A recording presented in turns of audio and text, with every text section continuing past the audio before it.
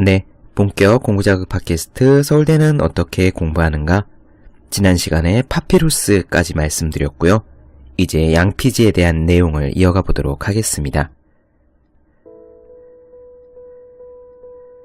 아까 말씀드리기를 파피루스는 이집트에서 나일강 유역에서 나왔는데 갈대를 이용해 갈대 줄기의 껍질을 벗기고 한 층을 세로로 눕히고 그 위에 두 번째 층을 가로로 눕혀서 두 층의 갈대를 꽉 누르면은 갈대 수액이 나와 그 두 층이 눌러붙고 종이처럼 된다라고 말씀을 드렸어요. 그런데 이 파피루스의 생산 기술은 이집트에서 굉장한 기밀로 그렇게 관리를 했기 때문에 외부의 다른 나라에서는 파피루스를 구하려면은 수입을 해야 됐으니까 많은 비용이 들었겠지요. 그래서 이 파피루스의 대용품이랄까 경쟁품으로 등장한 제품이 바로 양피지입니다. 약 1세기 이후부터 파피루스의 경쟁품으로 양피지가 등장했어요. 양피지라는 것은 말 그대로 가죽입니다. 가죽이기 때문에요. 갈대로 만든 파피루스와 비교해서 이런 장점들이 있었어요. 파피루스는 갈대이기 때문에 습한 지역에서는 쉽게 썩어서 분해되곤 했겠죠. 그래서 유럽의 기후에는 적합하지 않았습니다. 반면 동물 가죽으로 만드는 양피지는요, 무척 튼튼해서 접거나 이어 붙이기에도 좋았고요. 또 한 번 글을 쓴 뒤에 그걸 지우고 다시 쓰는 것이 가능했습니다. 그런데 이 양피지는 기본적으로 가죽이니까요, 만드는 것이 쉽지는 않았다고 합니다. 동물 가죽을 건조하고 깨끗하게 씻고 잘 손질해서 겨우 쓸 수 있었던 거지요. 오늘날 우리가 종이를 만들려면은 나무를 베어서 펄프를 생산하듯이 옛날에는 양피지를 마련하기 위해서 가축을 도살했다고 합니다. 소, 양, 염소, 토끼, 그리고 다람쥐 가죽까지도 이 양피지의 재료로 쓰였는데 그 중에 최애 상품은 어린 송아지의 가죽이었습니다. 동물을 죽여서 그 가죽으로 책을 만들려고 했으니 책 한 권을 만드는데 얼마나 많은 가죽이 필요했겠습니까? 예를 들어 윈체스터 성경이라는 책은요, 성경책 하나를 만드는데 송아지 가죽이 250장이 필요했고요. 이 250장도 원래는 2000장이 넘는 가죽을 모은 뒤에 그 중에서 흠이 있는 것들을 골라내고 나서 남은 좋은 가죽들만 가지고 제작한 것이라고 하네요. 이렇게 막대한 양의 가죽을 소비하는 것이 가능했던 것은 사실 그 당시에는 글을 쓰는 것, 책을 만드는 것이 보편적인 관행으로 자리 잡지 않았기 때문입니다. 사람들이 거의 글을 쓰지 않았던 거예요. 책도 귀하고요. 그러니까 동물 가죽으로 그 책을 만드는데 쓸 수 있었겠죠. 물론 이렇게 서양에서 이집트가 파피루스를 독점하고 동물 가죽을 비싸게 만들고 하는 동안에 중국에서는 종이가 이미 발명되어 있었습니다. 지난 편에서 말씀드렸듯이 종이는 중국에서 2세기 후반에 이미 널리 쓰였는데요. 하지만 이 종이가 역시 서양으로 퍼지는 데까지는 굉장히 오랜 시간이 걸려서 무려 1000년 정도나 더 시간이 필요했다. 즉 종이가 유럽으로 전파된 것은 12세기 무렵까지 기다려서야 가능했던 일이라고 합니다. 여기까지가 양피지에 대한 이야기고요. 이번에는 고대 그리스로 넘어가 보도록 하겠습니다. 그리스에는 유명한 게 있어요. 저 알파벳 문자입니다. 이 알파벳 문자의 도입은요, 더 많은 대중, 그러니까 보통 사람들로 하여금 읽기와 쓰기 기술을 배울 수 있게 한 결정적인 역사적 발전이었어요. 그리스 알파벳은 기원전 6세기에서 5세기 사이에 개발되었다고 하는데 순수한 표음문자, 그러니까 소리를 표기한 문자지요. A, B, C, D 이런 식으로 소리를 그대로 적은 거잖아요. 이 순수한 표음문자라는 점에서 이전의 기호체계와 구분된답니다. 예를 들면 중국의 한자 같은 경우에는 표의문자예요. 글자 하나하나가 뜻을 가지고 있어서 표의 문자라고 합니다. 하늘, 천이나 아비부, 어미모 이런 글자를 보면 글자 하나하나가 다 하늘, 아버지, 어머니를 뜻하잖아요. 이런 게 표의 문자가 되겠습니다. 하지만 알파벳은 그 문자 하나하나에는 아무런 뜻도 없죠. 문자들이 조합되어서 단어로 되어야 그 단어가 어떤 뜻을 가집니다. 이렇게 알파벳이 등장했다는 것의 의미는요, 누구나 쉽게 문자를 익힐 수 있는 시대가 되었다는 점에서 무척 혁명적인 변화라고 할 수 있어요. 예를 들어 종교 집단 혹은 소수의 엘리트들은 문자를 독점하고 싶어 했는데 알파벳 같은 경우에는 몇 글자 안 되기 때문에 누구나 쉽게 익힐 수 있어서 대중들에게 널리 문자가 퍼질 수 있게 된 거죠. 또 한편으로 중국의 한자와 비교해봐도요, 중국의 한자는 상용 한자만 해도 수천 개가 되잖아요. 이 한자들을 모두 익히려면 굉장한 시간이 드는데 그것과 비교해서 그리스의 알파벳은 집중하면 단 며칠이면 누구나 익힐 수가 있었습니다. 보통 사람들이 생각하기를 그리스가 알파벳 문자를 발명했다고 그렇게 여기지만 실제로 표음방식의 알파벳은 완전히 그리스인들이 창작해낸 것은 아니라고 합니다. 예를 들어 그리스인은 말소리를 나타내기 위해 페니키아의 알파벳을 참고로 해서 그리스 알파벳을 개발했던 겁니다.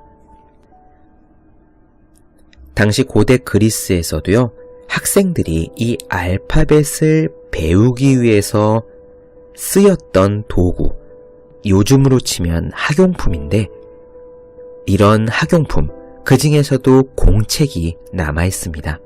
단지 요즘처럼 종이로 된 공책은 아니고요, 밀랍판이 남아 있어요.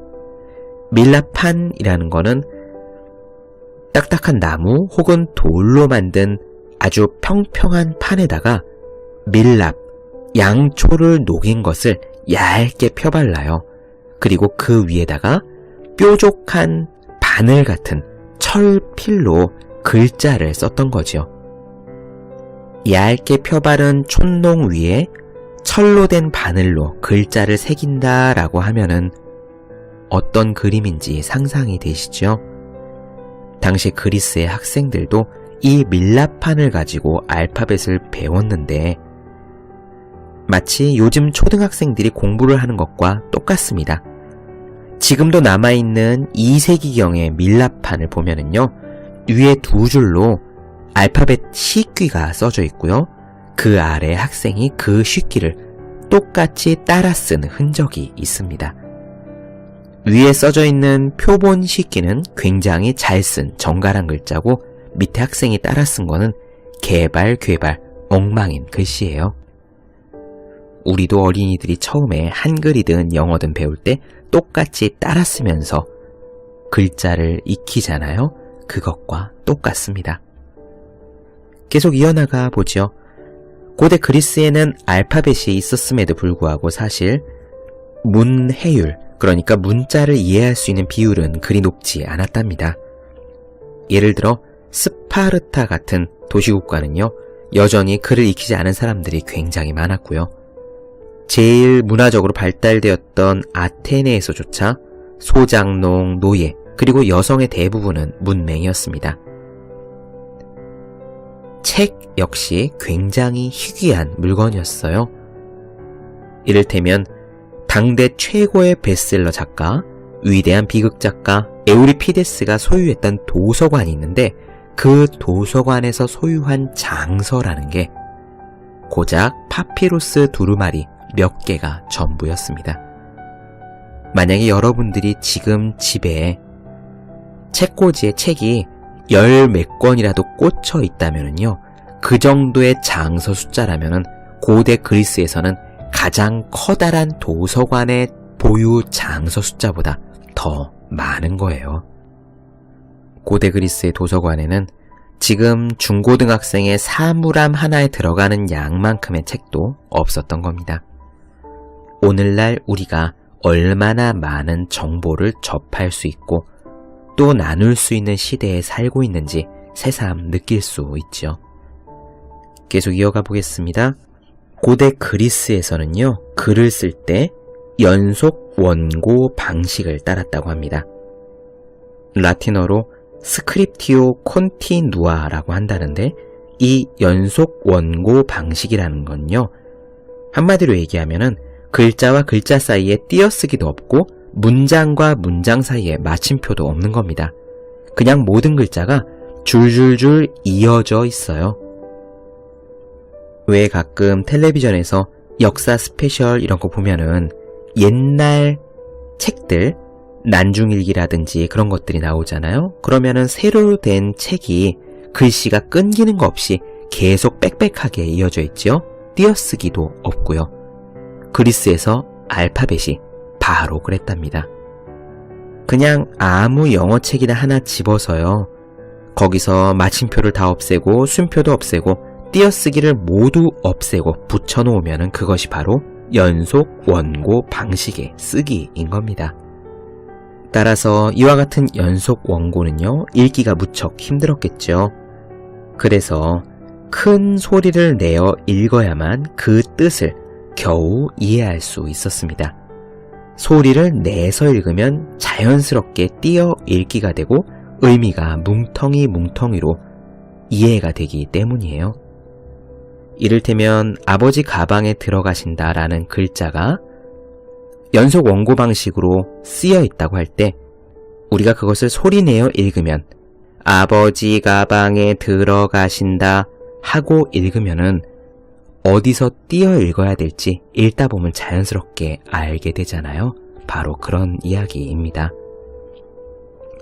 그래서 고대 그리스에서 읽기를 생각하는 방식은 우리같이 묵독을 하는 것이 아니라 개인 시 낭송회와 같은 구두 공연의 다름 아니었습니다. 큰 소리로 읽는 행위를 통해서 글이 소리로 바뀌어 청중에게 전달될 때 그때 비로소 작가의 소임이 끝난 것입니다. 고대 그리스에서 빼놓을 수 없는 유명한 인물 호메로스는 기원전 700년경에 등장을 했어요.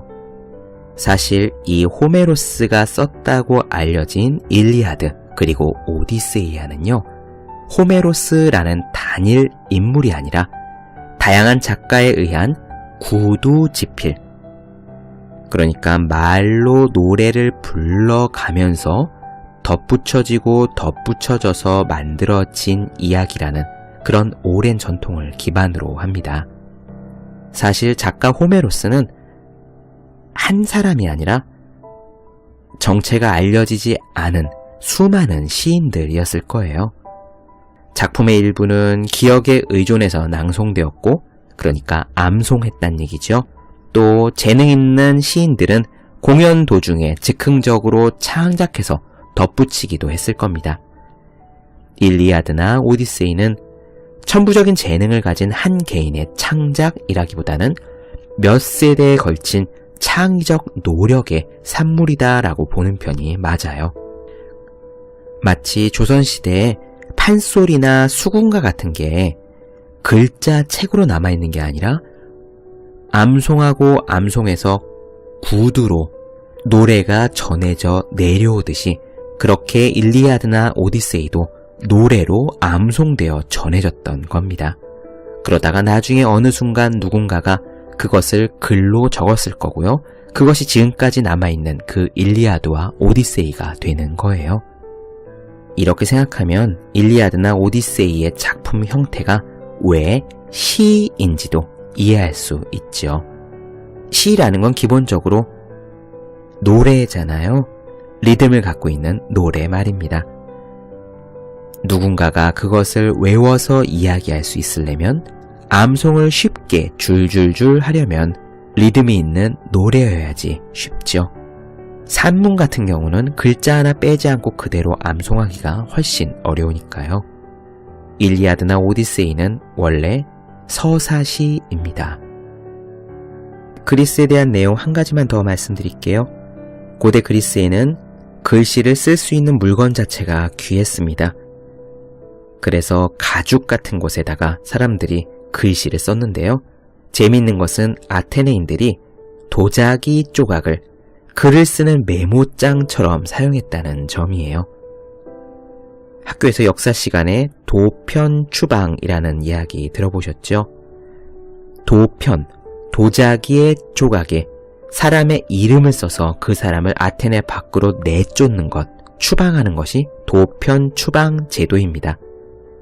마치 요즘 초등학교에서 반장 선거를 할 때 메모지에다가 사람 이름을 적듯이 아테네에서는 도자기 조각에다가 사람 이름을 적어서 냈고 그것들을 가지고 내쫓을 사람을 투표를 했다는 거예요.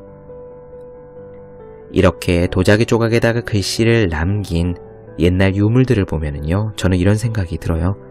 요즘은 참 암기 공부하기에, 영어 단어 같은 것을 외우기에 참 좋은 시대구나 라고 말입니다. 요즘은 수첩도 있죠. 수첩도 불편해서 링으로 만든 암기 카드도 있죠. 아예 스마트폰에 메모장도 있고 앱 같은 것도 있습니다. 마음만 먹으면 정말 틈틈이 공부하기에 어쩌면 역사상 가장 좋은 시대에 우리가 살고 있는 것인지도 모르겠네요.